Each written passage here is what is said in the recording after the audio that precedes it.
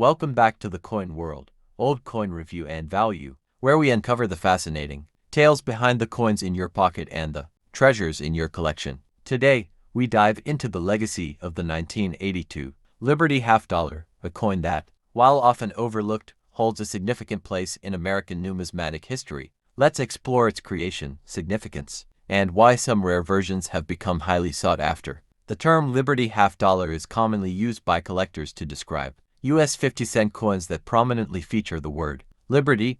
By 1982, this coin had evolved into the iconic Kennedy half dollar, a tribute to President John F. Kennedy following his assassination in 1963. 1982 marked a turning point in U.S. coin production. Due to inflation and rising production costs, the U.S. Mint made major decisions affecting coinage, including the Kennedy half dollar. One notable change was the discontinuation of uncirculated half dollars for general circulation. From 1982 onward, these coins were no longer minted for circulation, only for collectors. Via mint and proof sets, shows front and back of the coin. The 1982 Kennedy half dollar continued with the familiar design.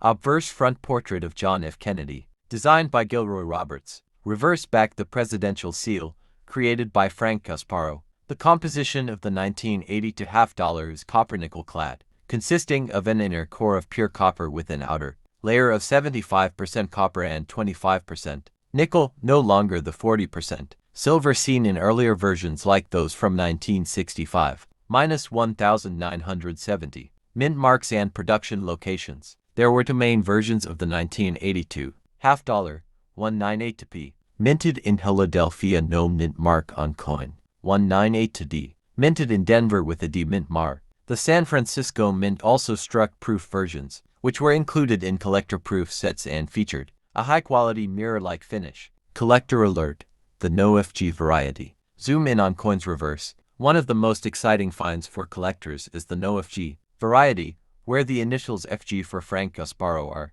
missing on the reverse side near the eagle's tail feathers. This minting error occurred on some 1982p and 1982D coins and has become incredibly valuable in higher grades. Mintage figures and rarity host shows charts. Here's how many were minted.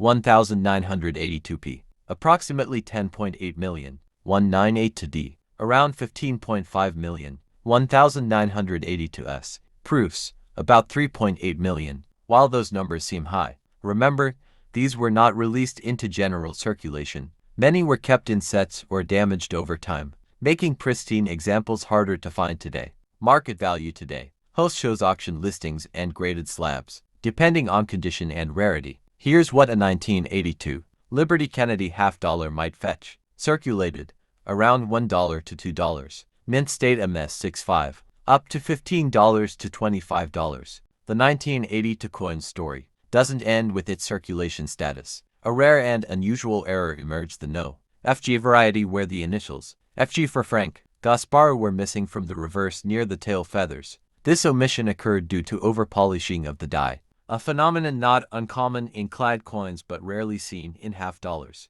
Some 1982p and 198D coins exhibit this error, sparking collector interest because this was a time when quality control had slightly relaxed for clad coinage. The no FG variety slipped through undetected, making it a numismatic oddity that now fetches hundreds or thousands of dollars depending on grade. Another layer of historical intrigue lies in the Mint's overall production strategies during the 1980s.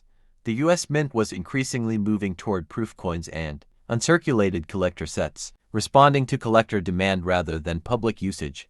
The Kennedy half dollar, though originally a public coin, was becoming a collector's piece. This shift foreshadowed a broader transformation in American coinage, from functional currency to commemorative and collectible status.